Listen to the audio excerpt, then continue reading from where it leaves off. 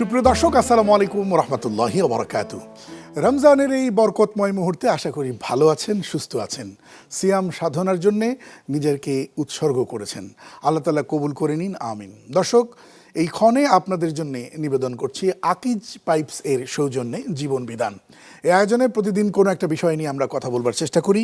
আজ আমরা কথা বলতে চাই মক্তব শিক্ষার সোনালী অতীত। এই বিষয়টি নিয়ে কথা বলবার জন্যে আমাদের স্টুডিওতে যোগ দিয়েছেন বিশিষ্ট আলেম দ্বীন, বিশিষ্ট ইসলামিক স্কলার শেখ আব্দুর রহিম বিন আব্দুর রাজ্জাক, এমফিল গবেষক, আল আজহার বিশ্ববিদ্যালয়।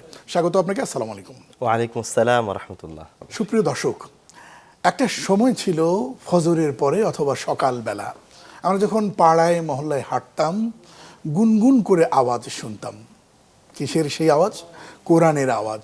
গুনগুনিয়ে পড়তো ছেলে, বুড়ো, নারী, পুরুষ সবাই মিলে।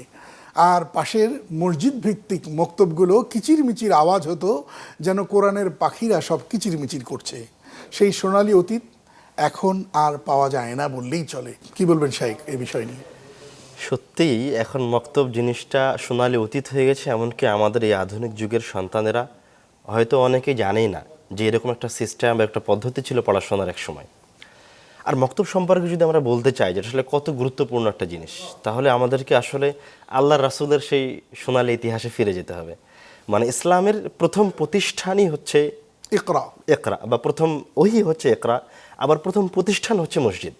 আচ্ছা। এবং আশ্চর্য হওয়ার মতো বিষয় হচ্ছে যে আমাদের ইসলামের ইতিহাসে প্রায় 350 হিজরি পর্যন্ত, বা আমরা বলতে পারি যে 400 শতাব্দী পর্যন্ত মসজিদের বাহিরে পড়াশোনার কোনো ব্যবস্থা ছিল না।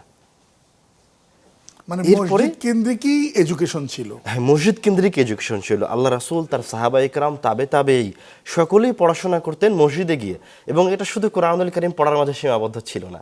আমি নিজে যখন আজহার বিশ্ববিদ্যালয়ে পড়ি, তখন আমার সিনিয়র শিক্ষকরা গল্প শোনাতেন যে আজহার মসজিদের এক একটা পিলারের পাশে এক একটা বিষয়ের দার্স হতো।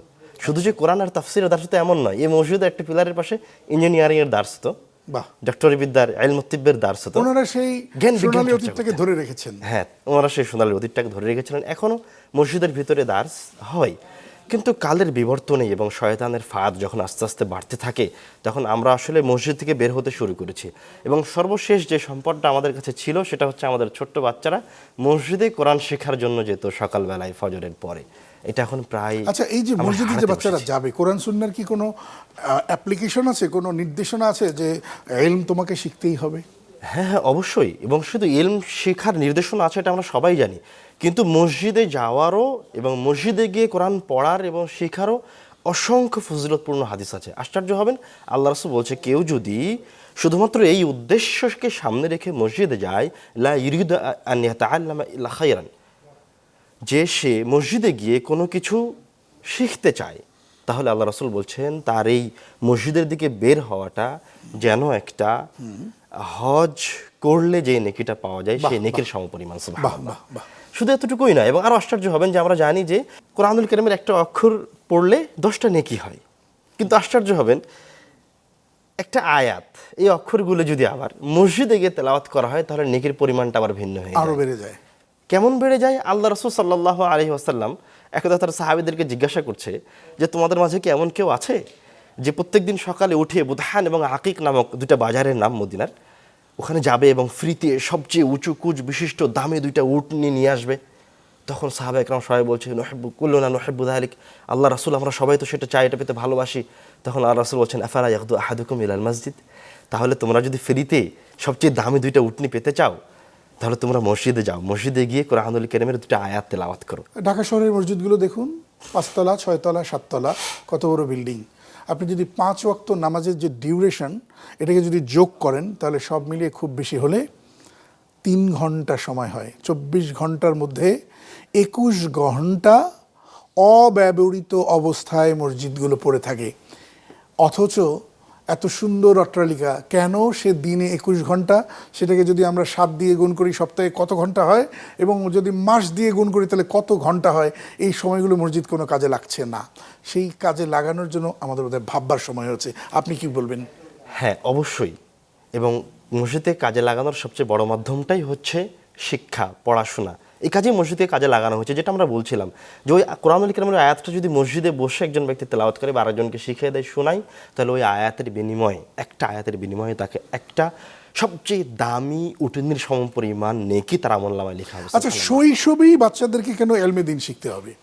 কেননা এই সময়টাতেই বাচ্চারা গড়ে ওঠে, যে সে বালেগ হওয়ার পর বা বুদ্ধিমান হওয়ার পর সে কি করবে, মানে সে তার ভবিষ্যৎটাকে এই জায়গাতেই গড়ে তোলে। মানে আমরা তো পড়াশোনা বড় হওয়ার পর করি না, বুদ্ধিমান হওয়ার পর করি না, কখন করি? ছোটতে করি। কেননা এটার উপর ডিপেন্ড করবে যে আমি ভবিষ্যতে কি করতে যাচ্ছি বা কি করব। আমরা আরো শুনবো একটা বিরতির পর। দর্শক দেখছেন আকিজ পাইপস নিবেদিত জীবন বিধান। ছোট্ট একটা বিরতির পর আবারও আসছি ইনশাল্লাহ। স্বাগত আরেকবার, সাথে থাকবার জন্য অসংখ্য ধন্যবাদ। দর্শক দেখছেন আকিজ পাইপস নিবেদিত জীবন বিধান। এই আয়োজনে আজ আমরা কথা বলছি মক্তব শিক্ষার সোনালী অতীত, প্রেক্ষিতে আমাদের করণীয় বাকি সব কিছু নিয়ে শায়েখ বলছেন। শায়েখ, যে মসজিদ ভিত্তিক হোক সমাজ ব্যবস্থা, মসজিদ ভিত্তিক স্বাস্থ্য সুরক্ষা, মসজিদ ভিত্তিক সালিশ, মসজিদ ভিত্তিক পরোপকার, মসজিদ ভিত্তিক শিক্ষা, মসজিদ ভিত্তিক দারিদ্র্য বিমোচন, মসজিদ ভিত্তিক বেকার পুনর্বাসন, মসজিদ ভিত্তিক সমাজে সামাজিক সুশাসন, সেগুলো তো রাসূল করিম সাল্লাল্লাহু আলাইহি ওয়াসাল্লামের জমানায় ছিল। আপনি কি বলবেন? হ্যাঁ, অবশ্যই। শুধু ছিল না নয়, আল্লাহ রাসূল সাল্লাল্লাহু আলাইহি ওয়াসাল্লাম এবং তার অনুসারীদের এই খেলাফতটা তো পরিচালিতই হয়েছে। মানে সংসদটা কোথায় ছিল আসলে? সংসদটাই তো ছিল মসজিদ। সব কিছু, একটা সমাজ, একটা দেশ পরিপূর্ণভাবে পরিচালিত হয়েছে মসজিদে নববীর ওই মসজিদের মেঝে থেকে। সুবহানাল্লাহ, সুবহানাল্লাহ। ফলত তারা ছিলেন তাদের জীবনে এবং তাদের খেলাফতকালীন সময়ে সবচেয়ে বেশি সফল। মানে মসজিদে ঘরে বসে থেকে যদি আপনি এটাকে পরিচালনা করেন, তাহলে আপনি আসলে পরিপূর্ণভাবে রব্বুল আলামিনের ইবাদতের মাঝে আছেন। দর্শক দেখবেন যে মসজিদের সামনে যেখানে ইমাম সাহেব দাঁড়ায়, ওই জায়গাটার নাম কিন্তু মেহরাব। মেহরাব শব্দটি এসছে হার্ব থেকে, অর্থাৎ অস্ত্রাগার। তার মানে এটা বলছে না যে সব মুসলমানরা যুদ্ধ করবে, কিন্তু মুসলমানরা যোদ্ধাও বটে, এবং তাদের অস্ত্রগুলো রাখতো কোথায়? ওই সেই মেহরাবের ভিতরে। তো এইভাবে কিন্তু মানে মসজিদের প্রভাব সমাজে পড়েছে, তাই ইসলামের সাফল্য আল্লাহ তাআলা দিয়েছেন। জি জি, তা তো অবশ্যই। এবং সাহাবায়ে কেরামও কখনো চায়নি যে কোনো একজন সাহাবী বা কোনো একজন মুসলমান মসজিদ থেকে বিমুখ হয়ে যাক। আশ্চর্য হয়ে যাওয়ার মধ্যে একটা ঘটনা আছে চমৎকার। সেটা হচ্ছে আবু হুরায়রা রাদিয়াল্লাহু তাআলা আনহু একবার বাজারে গিয়ে সাহাবীদেরকে বলছে যে, আরে আল্লাহ রাসূল সাল্লাল্লাহু আলাইহি ওয়াসাল্লামের ধন সম্পদ বন্টন করা হচ্ছে। আরে কোথায় বন্টন করা হচ্ছে? তো মসজিদে। তো মসজিদে আসো তাড়াতাড়ি। সবাই মসজিদে আসলো, এসে দেখে তো টাকা পয়সা তো ধন সম্পদ তো কোনো কিছু দেখা যাচ্ছে না। আবু হুরায়রা রাদিয়াল্লাহু তাআলা তাদেরকে পাঠিয়ে দিয়ে বাজারে আছে। তোরা আবার আবু হুরায়রার কাছে এসেছে, এসে বলছে কোথায়, আমার তো দেখলাম না। তখন আবু হুরায়রা রাদিয়াল্লাহু তাআলা আনহু পাল্টা তাদেরকে জিজ্ঞাসা করছে, তুমি কি মসজিদে এমন কোনো মানুষ কাউকেই পাওনি, কাউকে দেখোনি? তখন বলছে, হ্যাঁ দেখেছি, মসজিদে কিছু মানুষ ইবাদত করছিল, কিছু মানুষ কোরআন তেলাওয়াত করছিল। তখন আবু হুরায়রা রাদিয়াল্লাহু তাআলা আনহু বললেন যে, আরে ওইটাই তো হচ্ছে আল্লাহ রাসূল সাল্লাল্লাহু আলাইহি ওয়াসাল্লামের সম্পদ, ওইটাই আল্লাহ রাসূলের মিরাস। আসলে ব্যাপারটা যেটা, যে মসজিদকে আমরা এখন একটা ভয়ের ব্যাপার বানিয়েছি। এই খবরদার, আমি এখন মসজিদে যাব না। কেন? বুঝিস না, সমস্যা। মসজিদে খুব ভয়ের জায়গা। মসজিদ হবে আমার পরম আপন, আমার শান্তির জায়গা, আমার প্রশান্তির জায়গা, আমার নিরাপত্তার জায়গা। অথচ মসজিদ, আমাদের নামাজির অবস্থায় দেখুন, কেউ দ্য উইকলি নামাজি, কেউ দ্য ইয়ারলি নামাজি, কেউ আবার ডেইলি নামাজি 5 ওয়াক্ত পড়েন, আবার কেউ বছরে 1বার 2বার পড়েন। এই অবস্থা তো কাম্য নয়। এটা আসলে মুসলমানদের বিরুদ্ধে, মুসলমানদের শত্রুদের একটা সাংস্কৃতিক যুদ্ধের ফল, যে জায়গায় তারা জয়ী হয়েছে আর আমরা পরাজিত হয়েছি। তারা যুদ্ধটার কেন্দ্রবিন্দু রেখেছে আমাদের মসজিদ দিয়ে, আমাদেরকে, আমাদের মুসলমান সন্তানদেরকে এবং আমাদেরকেও। আমরা আমাদের প্রত্যেকটা কাজের জন্য মসজিদ থেকে বের হয়ে চলে আসি। মসজিদে থাকার আমাদের জন্য সুযোগ রাখা হয়নি, এবং মসজিদকে এমনভাবে পেশ করা হয়েছে আমাদের সামনে যে মসজিদটা মনে হয় সন্ত্রাসীদের ট্রেনিংয়ের জায়গা। নাউজুবিল্লাহি মিন যালিক। অথচ মসজিদ ছড়ানো হয়েছে। হ্যাঁ, একটা ফোবিয়া ছড়ানো হয়েছে। অথচ মসজিদ ইবাদতের জায়গা, প্রস্তুতির জায়গা, ভবিষ্যৎ গড়ার জায়গা। এবং ওই মসজিদে যিনি পৃথিবীকে সৃষ্টি করেছেন, ওই জায়গায় তার রহমত, বরকত সব কিছু আছে।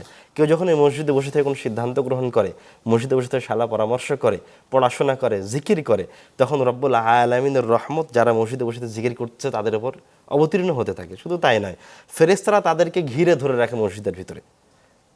শুধু তাই নয়, যারা মসজিদে বসে থেকে জিকির করতেছে, পড়াশোনা করছে, তাদের নামগুলি রব্বুল আলামিন তার ফেরেশতাদের সামনে বলেন, গল্প করেন এদেরকে নিয়ে। সুবহানাল্লাহ, এটা মানুষ আসলে কল্পনা করতে পারে না। মানে আমরা এখন মনে করছি যে আমরা মসজিদ ছেড়ে দিয়ে অন্য কোনো কিছুর মাধ্যমে আবার পৃথিবীতে আমাদের খেলাফত প্রতিষ্ঠা করব, আবার পৃথিবীতে ফিরে আসবো, মুসলমানরা তাদের হারানো জৌলুস ফিরে পাবে।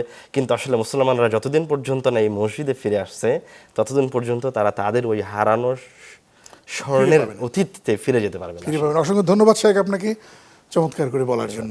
দর্শক, শেষ করবো যাওয়ার আগে যে কথাটি বলতে চাই, মসজিদ যদি হতো আমাদের জীবনের কেন্দ্রবিন্দু, তাহলে একবার ভাবুন তো যে একটা মহল্লা বা পাড়ার সব ছেলেরা, সব মেয়েরা, মেয়েদেরও মসজিদে যাবার হুকুম আছে এবং মেয়েরাও মসজিদে যাবে, এবং প্রত্যেকটা মসজিদে মেয়েদের জন্য আলাদা আয়োজন থাকতেই হবে। সবাই যদি আমরা 5 বার মসজিদে যাই, তাহলে পরস্পরের সাথে দেখা হয়, কে ভালো আছে, কে মন্দ, কে অসুস্থ, কে বিপদগ্রস্ত, কে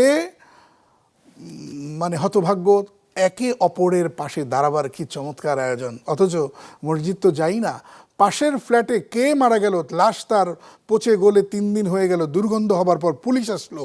এই হচ্ছে আমাদের সমাজ ব্যবস্থা। এটি ইসলামের সমাজ হতে পারে না।